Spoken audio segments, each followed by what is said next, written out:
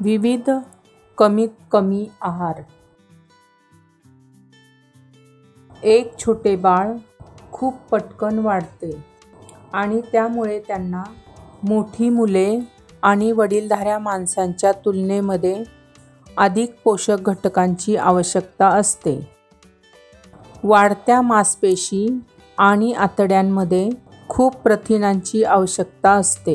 हाडांमध्ये कॅल्शियमची गरज असते आणि मेंदूसाठी चरबी किंवा फॅटची गरज असते। केवळ एका जेवणातून तुमच्या बाळाला सर्व पोषक घटक मिळत नाही। दररोज त्याच्या योग्य वाढीसाठी आवश्यक पोषक घटक मिळवण्यासाठी विविध खाद्यसमूह जेवणाची गरज असते।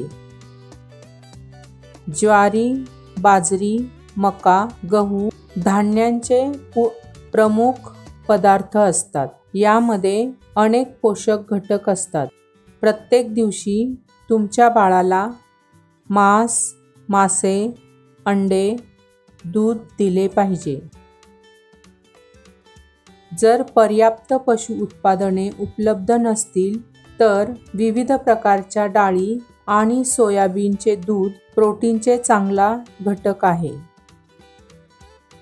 तेल आहारात ऊर्जा जोडते। हे चरबीयुक्त घृसणशील जीवनसत्वांसाठी महत्त्वाचे आहे। फळे आणि भाज्या अतिशय उपयुक्त जीवनसत्व आणि खनिज तत्वांचा घटक आहे। विशेषतः संत्री तसेच लाल फळे, हिरव्या भाज्या जीवनसत्वासाठी योग्य आहेत।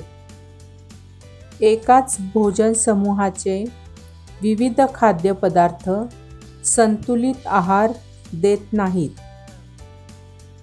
याऐवजी अनेक खाद्यसमूहाचे पदार्थ जेवणात द्यावे। तसेच लहान मुलांनाही शिजवलेले किंवा कुस्करलेले मांस व मासे द्यावे।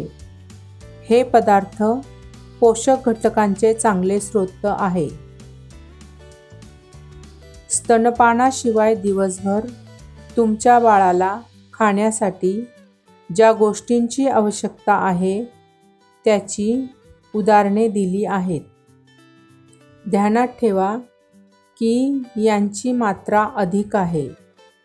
दिवसभरात अनेक भोजन समूहातील वेगवेगळ्या पद्धतीने तुम्हाला आवडेल ते खाद्यपदार्थ मिसळून देऊ शकता। जो खाद्यपदार्थ सांगितला आहे तो कमीत कमी दिला पाहिजे। परंतु याशिवाय जर तुम्ही दररोज विविध प्रकारच्या भाज्या व फळे सोबत भरवलात तर अधिक चांगले होईल। सर्व आवश्यक पोषक घटक प्राप्त करण्यासाठी जेवणाचे प्रमाण खूप मोठे आहे। याचा अर्थ असा की एका लहान वाटीत जास्त प्रमाणात जेवण मिसळून द्यावे। जास्त पाणी किंवा साखर मिसळण्याची गरज नाही।